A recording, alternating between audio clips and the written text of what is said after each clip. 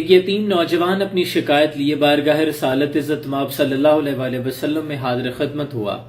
عرض کرتا ہے، یا رسول اللہ صلی اللہ علیہ وآلہ وسلم، میں اپنے کھجوروں کے باغ کے اطراف ایک دیوار بنانا چاہتا ہوں، لیکن میرے ہمسائے کا ایک کھجور کا درخت اس دیوار کے درمیان میں آ رہا ہے۔ میں نے اپنے ہمسائے سے یہ گزارش بھی کی ہے کہ وہ اپنا کھجور کا یہ درخت مجھے ہدیہ کر دے تاکہ میں دیوار سیدھی بنا سکوں، لیکن اس نے انکار کر دیا۔ یا رسول اللہ صلی اللہ علیہ وآلہ وسلم، پھر میں نے اس سے اس کھجور کے درخت کی قیمت پوچھی تاکہ میں اس درخت کو خرید لوں اور وہ مجھے یہ بیچ دے تاکہ میں اپنی دیوار سیدھی بنا سکوں، لیکن اس نے پھر بھی انکار کر دیا۔ مصطفیٰ کریم آقا صلی اللہ علیہ وآلہ وسلم نے اس شخص کو بلا بھیجا۔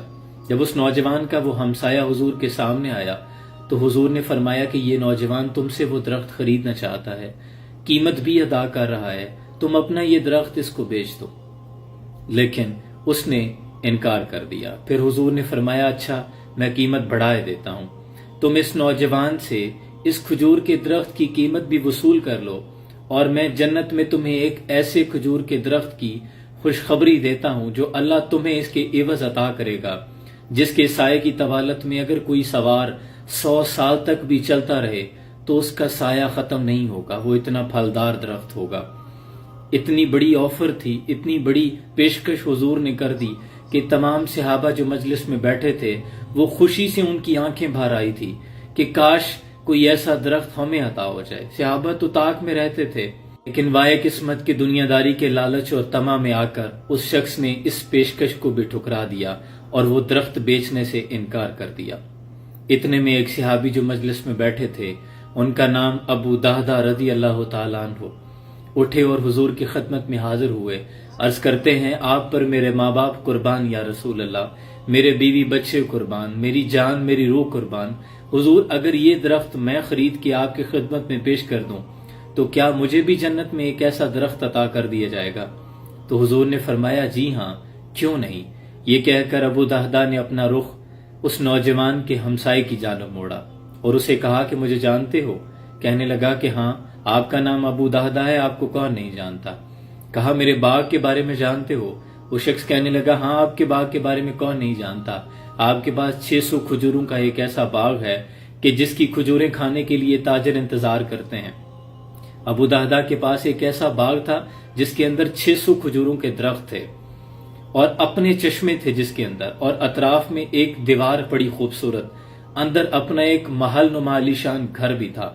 آپ نے فرمایا، اگر میں یہ سارا باغ تمہیں دے دوں تو کیا تم اپنا کھجور کا ایک درخت مجھے عنایت کر دو گے؟ قربان یا رسول اللہ، بے خطر کود پڑا آتش نمرود میں عشق، عقل ہے محو تماشائے لب وام ابھی، یہ تو پھر عشق کے سودے ہیں، تو سا تو کوئی نادان بھی نہ ہو، کر کے عشق جو کہتا ہے کہ اب نقصان بھی نہ ہو۔ وہ شخص دھنگ رہ گیا تھا، ایک نظر حضور کے مہتاب عالم چہرہ انور پر ڈالتا، ایک نظر صحابہ کو مجلس میں بیٹھا دیکھتا، پھر ابو دہدہ کی طرف دیکھتا کہ کیا یہ بات سچ ہے کہ مجھے ایک درخت کھجور کے عوض ایک 600 باغ کھجوروں کا عطا کیا جائے گا اور مجھے کیا اس کا قبضہ بھی مل جائے گا؟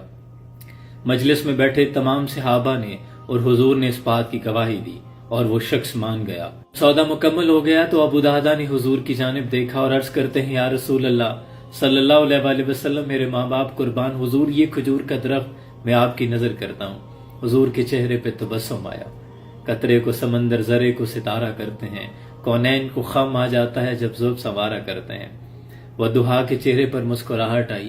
حضور نے فرمایا کہ ابو دہدہ، پہلے ایک درخت کے بدلے ایک درخت تھا، لیکن تو نے چونکہ پورا باغ دے دیا ہے، اب میں دیکھ رہا ہوں کہ اللہ نے تجھے جنت میں کھجوروں کا ایک ایسا لدا ہوا پھلوں سے باغ عنایت کیا ہے کہ جس کی تعداد لامحدود ہے۔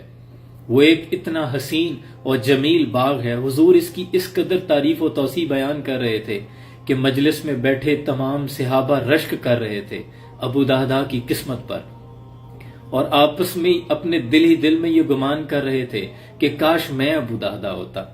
یہ کہہ کر ابو دہدہ نے حضور سے اجازت طلب کی اور اپنے باغ پہنچے۔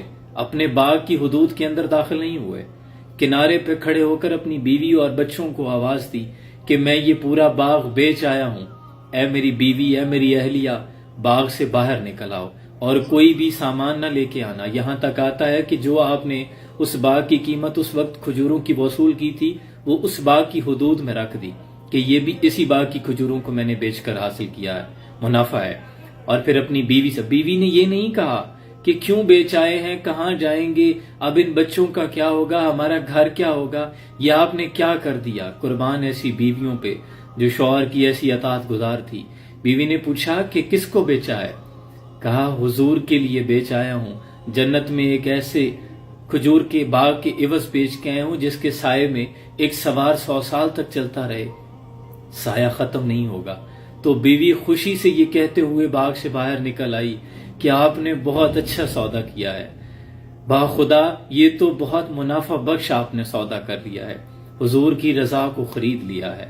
جڑے محرم راز حقیقتاں دے اور راز حقیقت نو کھول دے نہیں, جنہ نہیں ویکھیا وہ تے کرن گلاں, جنہ ویکھ لیا وہ تے بول دے نہیں. اور جب حضرت ابو دہدہ رضی اللہ تعالیٰ عنہ کے وصال کا وقت آیا, آپ کا جنازہ پڑا تھا, تو حضور نے فرمایا کہ میں دیکھ رہا ہوں کہ جنت میں 1,00,000 کھجوروں کے درخت نے ابو دہدہ کے جنازے کے اوپر سایہ کیا ہوا ہے. کیا قسمت پائی ابو دہدہ رضی اللہ تعالیٰ عنہ نے. تو یہ ہے رضا کے لیے سودا کرنا.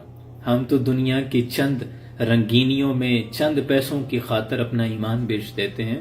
یہ تھے وہ لوگ جنہیں اللہ نے کہا کہ میں راضی ہوں, رضی اللہ تعالی رضوان اللہ اجمعین, جن پر اللہ راضی ہے.